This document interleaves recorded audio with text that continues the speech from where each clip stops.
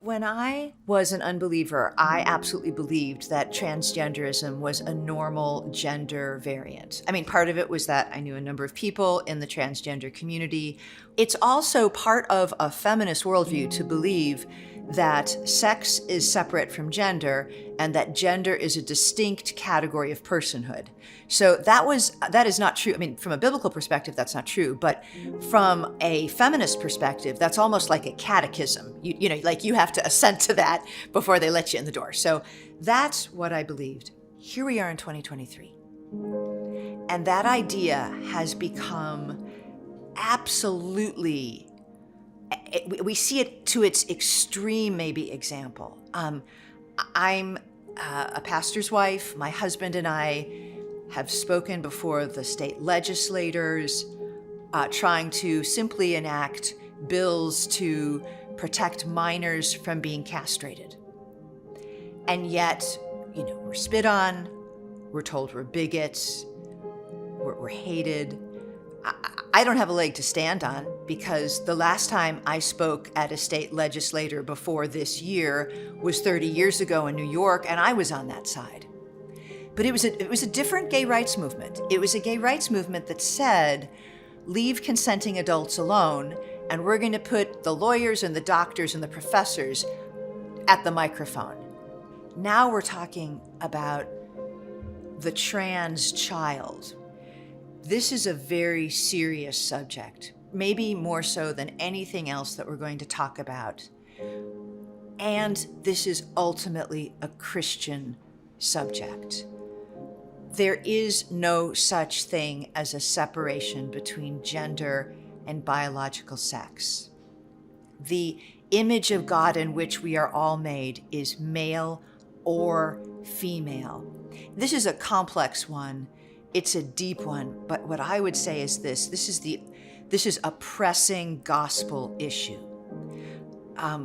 We are dealing with now people who have been caught up in this lie, and they are waking up to the fact that they believed a lie. Now, the rest of the world makes them a casualty of a mistake, but Christians throw no one away. It is the gospel and only the gospel that breathes hope into not only these people, but their parents who cheered them on. Because it is the gospel that tells us that in the resurrection of the body, God will not be mocked.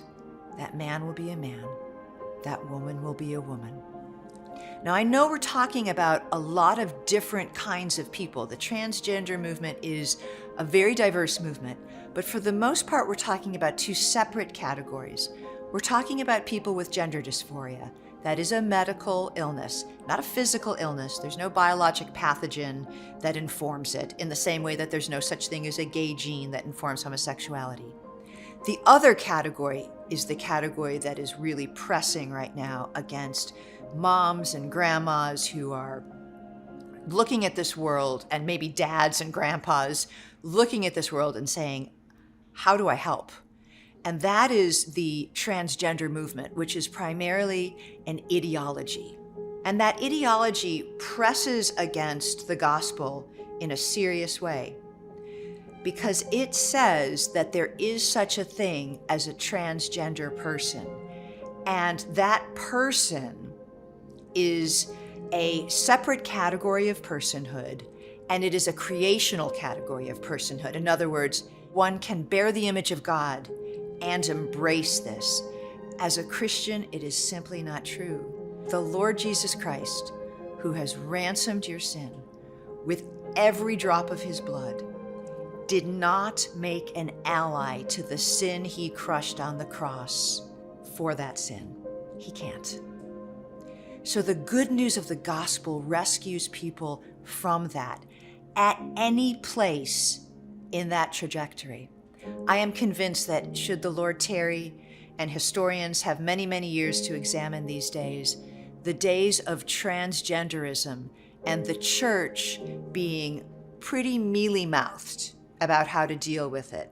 The church healing the wounds of my people lightly, as Jeremiah says, we will go down as the barbarians who sacrificed our children to Moloch. This is a lie. And it's a lie that has captured the hearts and the imaginations of especially our young people. And we need to defy the lie and the tyrants who are promoting that lie.